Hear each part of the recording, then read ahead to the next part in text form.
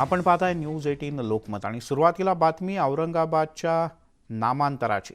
एकीकडे मुख्यमंत्री उद्धव ठाकरे हे औरंगाबादमध्ये आहेत, तर त्याच वेळेला औरंगाबाद शहराच्या नामांतराच्या हालचालींना पुन्हा वेग आलाय।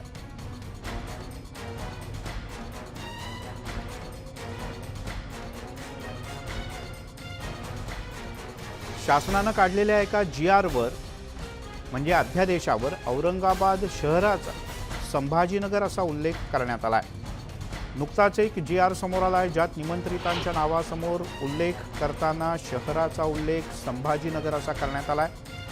राज्य शासनाने राज्य जागतिक गुंतवणूक प्रोत्साहन परिषदेमध्ये राम भोगले यांची निमंत्रित सदस्य म्हणून निवड केली आणि त्याचा जीआर जेव्हा काढला तेव्हा राम भोगले यांच्या नावासमोर संभाजीनगर आणि नंतर औरंगाबाद असा उल्लेख आहे। त्यामुळे अनेकांच्या भुवया उंचावल्या आहेत। या क्षणाची मोठी आणि महत्त्वाची बातमी।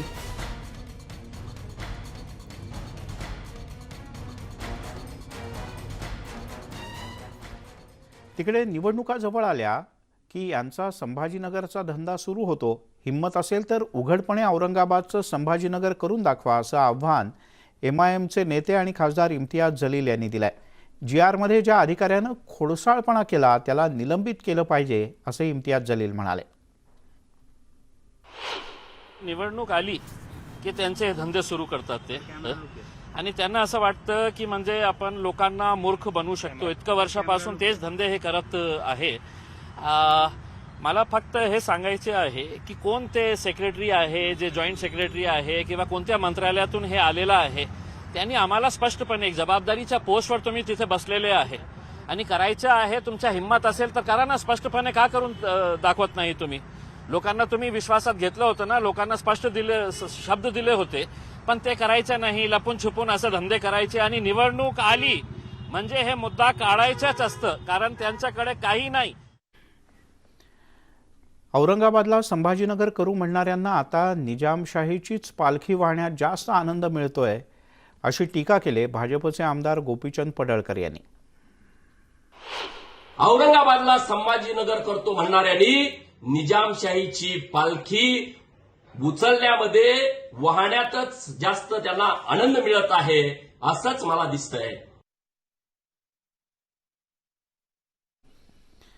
त्यामुळे गोपीचंद पडळकर यांनी सुद्धा या वादात उडी घेतली। तर सरकारच्या एका जीआरमध्ये औरंगाबादचा उल्लेख नंतर आणि आधी संभाजीनगर असं लिहिण्यात आलंय। त्यामुळे अनेकांच्या भुवया उंचावल्या आहेत। एमआयएमने तर थेट या विरोधात भूमिका घेतली आहे आणि हिम्मत असेल तर खुलेपणानं नामांतर करून दाखवा असं प्रत्याह्वान त्यांनी दिलं आहे। यामुळे संभाजीनगर आणि औरंगाबाद का संभाजीनगर का औरंगाबाद याच्या नामांतराचा विषय पुढच्या काही काळात चांगलाच गाजणार असं दिसतंय।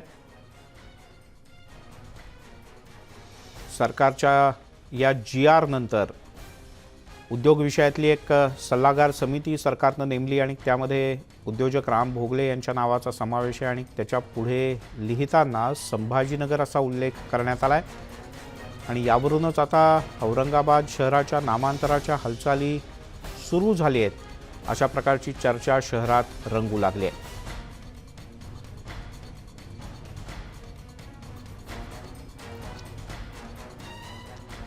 दरम्यान औरंगाबादचं संभाजीनगर ही भाजपनं केलेलीच मागणी आहे असं भाजपचे नेते आणि आमदार आशिष शेलार यांनी म्हटलंय। संभाजीनगरच्या औरंगाबादच्या नामांतराचाही प्रश्न पुढे आलेला आहे आणि एका जीआर मध्ये औरंगाबादचा उल्लेख संभाजीनगर असा सरकारी पातळीवर केलाय। काय प्रतिक्रिया? बिलकुल केला पाहिजे। औरंगाबादचं संभाजीनगर ही भारतीय जनता पक्षानेच मांडलेली भूमिका आहे आणि तो केवळ एका जीआर पुरता काढून चालणार नाही। कायदेशीर विधिवत सोहळ्याने संभाजीनगर करा, तिथे पाठ फिरवू नका।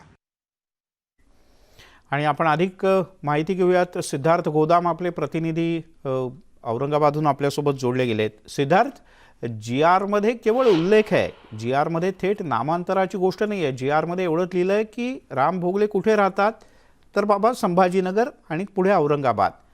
मग वाद कसा सुरू झाला आणि तो कसा पुढे जाईल असं दिसतंय? मिलिंद, औरंगाबाद संभाजीनगर जसा साधा उल्लेख म्हणतो ना आपण, तो साधा उल्लेख जरी झाला तर औरंगाबादचं राजकारण गरम होतं हे आपल्याला माहीत आहे.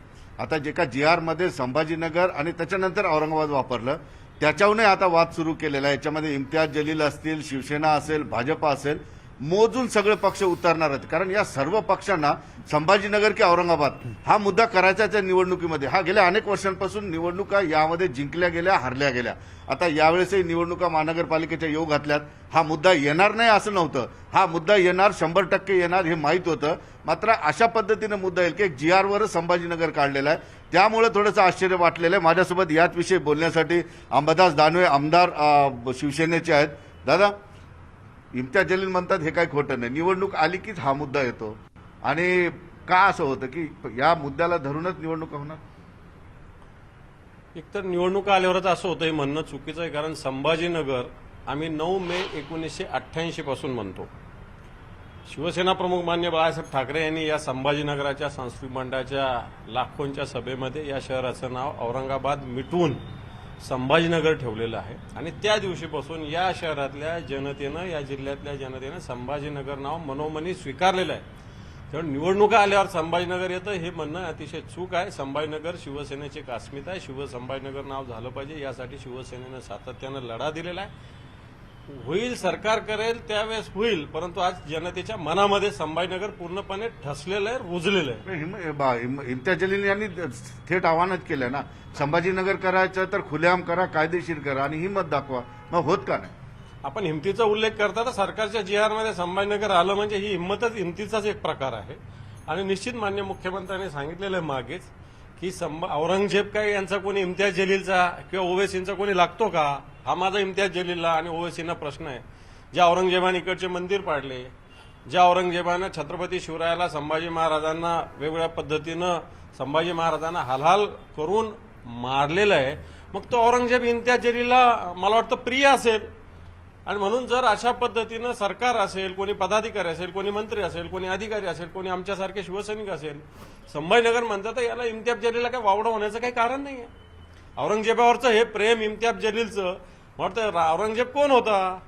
देशाचा रक्षक होता का? या समाजाचा रक्षक होता का? या समाजाचा भक्षक राहिला. त्यांनी धर्मवीर ज्याला म्हणतो अशा संभाजी महाराजाचा त्यांनी वध केला. आणि जर या औरंगजेबाविषयी इम्तियाज जलीलला प्रेम असेल तर त्याला ते लख लाभो असं माझं म्हणणं आहे. त्याच्यामध्ये भाजपने सुद्धा आता उडी घेतलेली. आशिष शेलार असं म्हणतायत की संभाजीनगर ही त्यांची पहिली मागणी आहे. तुम्ही म्हणताय माझी पहिली मागणी. आता श्रीवादाचा लढा सुरू होईल. कोणाची मागणी? आशिष शेलारांचं म्हणणं आहे की ही मागणी भाजपने पहिले केलेली संभाजीनगर. ही मागणी शिवसेना प्रमुख मान्य बाळासाहेब ठाकरे यांनी आशिष शेलारांना काय माहिती नाही संभाजीनगरचा इतिहास. 9 मे 1988 रोजी शिवसेना प्रमुख मान्य बाळासाहेब ठाकरे यांनी याचं मान्यता, याला नाव दिलेलं आहे. या सभेचं चित्र आहे. नाही, ही दुसरी सभा आहे. पण शिवसेना प्रमुखांनी अशाच प्रकारे विराट सभेमध्ये अशा पद्धतीने या शहराचं नाव संभाजीनगर केलेलं आहे. याच्याविषयी मनोहर जोशी मुख्यमंत्री, या संभाजीनगर महानगरपालिकेने असे प्रस्ताव 2दा मंजूर केले. मनोहर जोशी मुख्यमंत्री असताना या महाराष्ट्राच्या कॅबिनेटने संभाजीनगर नावाला मान्यता दिलेली आहे. या आशिष शेलार कोणत्या मला वाटतं वेगळ्या विश्वात वावरत असतील. भारतीय जनता पार्टीचा याचा कुठे संबंध आहे? भारतीय जनता पार्टीचा तर संभाजी महाराजांचं नाव विमानतळाला देण्याचा तर महाराष्ट्राच्या विधिमंडळाने मागच्या डिसेंबरमध्ये प्रस्ताव केला, पण भारतीय जनता पार्टीचं केंद्रातलं सरकार अजून करत नाही. त्यामुळे आशिष शेलाराचं हे म्हणणं अतिशय हास्यास्पद आहे. तर एक प्रश्न आणखी पुन्हा आहे. इम्तियाज जलील असं म्हणतात की शिवसेने महानगरपालिका, शिवसेना अनेक वर्षापासून सत्तेत आहे. रस्ते कुठे आहेत, पाणी कुठे आहे, आमच्या इतर मागण्या कुठे आहेत, हा प्रश्न आम्ही विचारू नये म्हणून संभाजीनगरचा आता पूर्णपणे संभ्रम निर्माण केला जातो. बिलकुल चुकीचं आहे. मला वाटतं पाण्याच्या विषयी महाराष्ट्रातली सगळ्यात मोठी पिण्याच्या पाण्याची योजना 1680 कोटी रुपयाची हिचं काम सुरू झालेलं आहे. मागच्याच 6 महिन्यापूर्वीच 153 कोटी रुपयाचे मोठे रस्ते, 33 रस्ते या शहरात पूर्ण झालेले.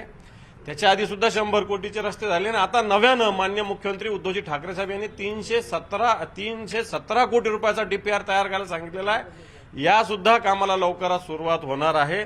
या शहरामधले रस्ते अतिशय चांगल्या पद्धतीनं करण्याचा प्रयत्न महानगरपालिका करते, या महाराष्ट्रातलं सरकार करते. त्यामुळे इम्तियाज जलील जे बोलतात वाटतं ही धूळपेक आहे. मिलिंद, आता आपल्याला किंवा लोकांना ही सवय लावून घ्यावी लागेल. आता संभाजीनगरचा मुद्दा आला म्हणजे यावर सगळ्या बाजूनी राजकीय धूळफेक, चिखलफेक सगळं होणार आहे. मात्र सामान्य लोकांना काय वाटतं याचा विचार केला जात नाही. सगळेच पक्ष, इम्तियाज जलील आपली भूमिका मांडताय की औरंगाबाद शहर त्यांना पाहिजे, संभाजीनगरला त्याचा विरोध आहे. शिवसेना म्हणते की मनात लोकांच्या रुजलेलं आहे की संभाजीनगर. पण एक गोष्ट नक्की आहे, सर्वसामान्य लोकांना असं वाटतं की संभाजीनगर तर सगळ्यांच्या मनात रुजलेलं आहे, तर कायदेशीर करून टाका. किंवा औरंगाबाद शहर त्यांना पाहिजे असेल तर त्यांनी त्याला विरोध करून एकदाचा औरंगाबाद का संभाजीनगर करावं. यामध्ये संभ्रम निर्माण नको व्हायला आणि यामध्ये कायदा सुव्यवस्था सिद्धार्थ, याही पलीकडे जाऊन औरंगाबादचे लोक मागच्या निवडणुकांच्या पूर्वी म्हणत होते की ते पाईप पडतायत गेले अनेक वर्ष, त्याचं काय झालं, ती पाईपलाईनचं पूर्ण कधी होणार, आणि रस्त्यांना जे औरंगाबादच्या खड्डे आहेत म्हणजे रस्ते शोधायला लागतात तर ते कधी होणार. तर आपण अपेक्षा करूयात की नाव कुठलं का ठेवा, पण जरा लोकांना दोन गोष्टी चांगल्या जाऊ द्यात औरंगाबादमध्ये, असं औरंगाबादची जनता म्हणेल. पाहूयात हा नामांतराचा, नामबदलाचा वाद पुढच्या काही दिवसात कसा रंगतो ते. सिद्धार्थ तुर्तास धन्यवाद या माहितीबद्दल. यासोबतच बुलेटिनमध्ये घेऊयात एक छोटासा ब्रेक, लगेचच परत येतोय.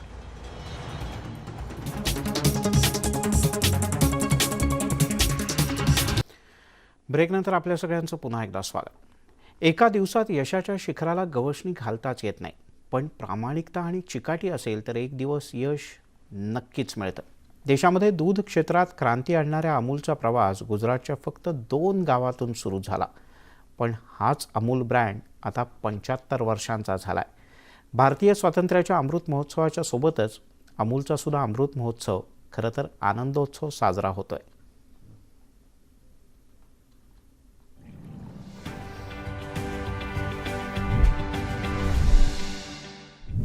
अमूल नाम संस्कृत के अमूल्य शब्द से निकला है. इसका अर्थ होता है अनमोल, यानी जिसका कोई मूल्य नहीं हो सकता. आनंद सहकारी डेयरी और अमूल का नाम एक दूसरे के पर्यायवाची हो गए. अमूल मक्खन घर घर की जरूरत बन गया. अमूल बटर की खासियत इसकी ताजगी और घर पर तैयार किए गए मक्खन जैसा स्वाद है. इतने लंबे सफर के दौरान मजाल है कि अमूल के स्वाद में जरा भी फर्क आया हो.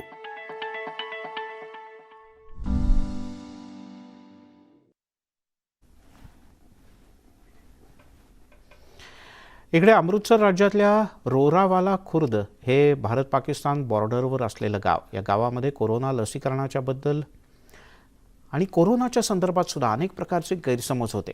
यानंतर संजीवनी शॉर्ट ऑफ लाईफ या मोहिमेच्या अंतर्गत नेटवर्क 18 आणि फेडरल बँकेची जी संयुक्त मोहीम आहे, आमची टीम या गावात पोहोचली आणि लसीकरणाबद्दलचे अनेक गैरसमज आम्ही दूर केले. आणि आता आम्ही कौतुकानं सांगतो, हे गाव 100% कोरोनाचा पहिला डोस घेतलेलं गाव झालंय.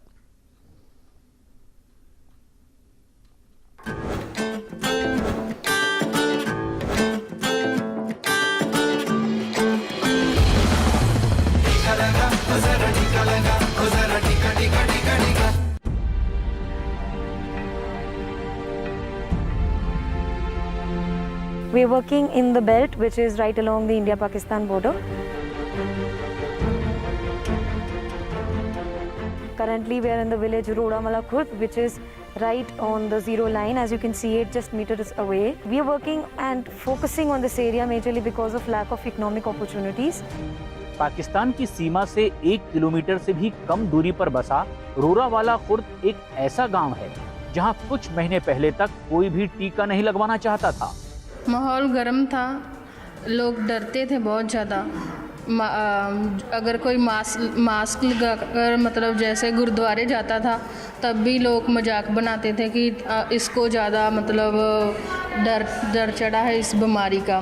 कोई बीमारी नहीं है पहले. इस मुश्किल समय में संजीवनी मुहिम टीकाकरण को लेकर जागरूकता फैलाने के अपने मकसद के साथ इस गांव में पहुंची. 3 महीने की कड़ी मेहनत के बाद नामुमकिन को मुमकिन बना दिया गया.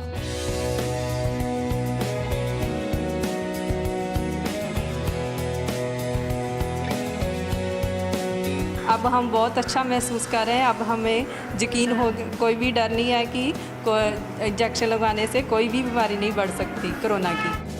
यहाँ संजीवनी मुहिम को लोगों से बेहद ही अच्छी प्रतिक्रिया मिली, क्योंकि आज यहाँ की 100% वयस्क आबादी ने टीके की पहली खुराक लगवा ली है. शुरू में वैक्सीनेशन जब हुई है स्टार्ट तो हमें इतना यकीन नहीं था कि 100% होगा, लेकिन एनजीओ आने के बाद जब संजीवनी वाले आए हैं, इन्होंने घर घर जाके लोगों को मोटिवेट किया है उसके बाद हमारा पूरा कवर है 100%। We are happy that Sanjeevani campaign has immensely benefited this village.